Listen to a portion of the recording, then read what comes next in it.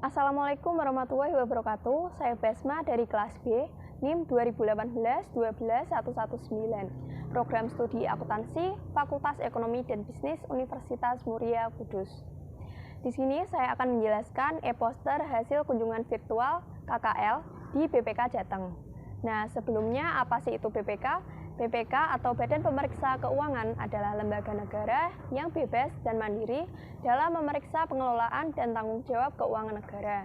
BPK ini berkedudukan di ibu kota negara dan memiliki perwakilan di setiap provinsi. BPK terdiri dari 1 ketua, 1 wakil ketua, dan 7 orang anggota. Visi misi BPK. Visi BPK adalah menjadi lembaga pemeriksa terpercaya yang berperan aktif dalam mewujudkan tata kelola keuangan negara yang berkualitas dan bermanfaat untuk mencapai tujuan negara. Misi BPK yang pertama, memeriksa tata kelola dan tanggung jawab keuangan negara untuk memberikan rekomendasi, pendapat, dan pertimbangan. Yang kedua, mendorong pencegahan korupsi dan percepatan penyelesaian ganti kerugian negara. Yang ketiga, melaksanakan tata kelola organisasi yang transparan dan berkesinambungan agar menjadi teladan bagi institusi lainnya. Dasar Hukum BPK. Yang pertama, Undang-Undang Dasar 1945 Bab 8A, Pasal 23E, 23F, dan 23G. Yang kedua, Undang-Undang Nomor 17 Tahun 2003 tentang Keuangan Negara. Yang ketiga, Undang-Undang Nomor 1 Tahun 2004 tentang Perbendaharaan Negara. Yang keempat, Undang-Undang Nomor 15 Tahun 2004 tentang Pemeriksaan Pengelolaan dan Tanggung Jawab Keuangan Negara. Lalu yang kelima, Undang-Undang Nomor 15 Tahun 2006 tentang Badan Pemeriksa Keuangan. Nah, tugas BPK ini adalah memeriksa pengelolaan dan tanggung jawab keuangan negara yang dilakukan oleh pemerintah pusat, pemerintah daerah, lembaga negara lainnya, Bank Indonesia, BUMN, BLU, BUMD, dan lembaga atau badan lain yang mengelola keuangan negara. Selain itu, BPK juga memiliki wewenang yang pertama, menentukan objek pemeriksaan, merencanakan, serta melaksanakan pemeriksaan. Yang kedua, meminta keterangan dan atau dokumen yang wajib diberikan oleh semua lembaga yang mengelola keuangan negara. Yang ketiga, melakukan pemeriksaan di tempat penyimpanan uang dan barang milik negara, di tempat pelaksanaan kegiatan, pembukuan dan tata usaha keuangan negara, dan daftar lainnya yang berkaitan dengan pengelolaan keuangan negara. Yang keempat, menetapkan jenis dokumen, data, serta informasi mengenai pengelolaan dan tanggung jawab keuangan negara yang wajib disampaikan kepada BPK. Selanjutnya, nilai dasar BPK. Pencapaian cita-cita yang tertuang di dalam visi dan misi BPK dilaksanakan oleh seluruh pegawai dengan berlandaskan pada nilai-nilai dasar organisasi.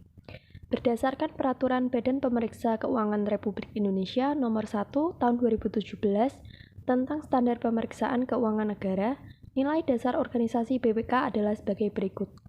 Yang pertama, independensi. Independensi yaitu BPK menjunjung tinggi independensi baik secara kelembagaan, organisasi maupun individu. Yang kedua, integritas. BPK membangun nilai integritas dengan bersikap jujur, objektif, dan tegas dalam menerapkan prinsip, nilai, dan keputusan. Yang ketiga, profesionalisme. BPK membangun nilai profesionalisme dengan menerapkan prinsip kehati-hatian, ketelitian, dan kecermatan, serta berpedoman pada standar yang berlaku. Nah, dalam pelaksanaan pemeriksaan pengelolaan keuangan negara, berpedoman pada standar pemeriksaan keuangan negara atau SPKN.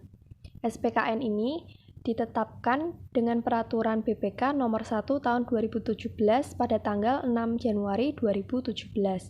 SPKN ini berlaku untuk semua pemeriksaan yang dilaksanakan terhadap entitas, program, kegiatan, serta fungsi yang berkaitan dengan pelaksanaan pengelolaan dan tanggung jawab keuangan negara yang memiliki tingkat keyakinan yang memadai.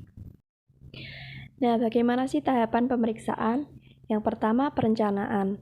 Lalu pengumpulan bukti pemeriksaan. Setelah itu pengembangan temuan pemeriksaan. Yang keempat, supervisi. Dan yang terakhir, penyusunan laporan. BPK memiliki 3 jenis pemeriksaan. Yang pertama, pemeriksaan keuangan. Pemeriksaan keuangan ini dilakukan oleh BPK dalam rangka memberikan pernyataan opini tentang tingkat kewajaran informasi yang disajikan dalam laporan keuangan pemerintah. Yang kedua, pemeriksaan kinerja. Tujuan pemeriksaan kinerja adalah untuk menghasilkan temuan, kesimpulan, dan rekomendasi yang dapat mendorong ke arah perbaikan. Lalu yang ketiga, pemeriksaan dengan tujuan tertentu. Pemeriksaan dengan tujuan tertentu akan menghasilkan kesimpulan.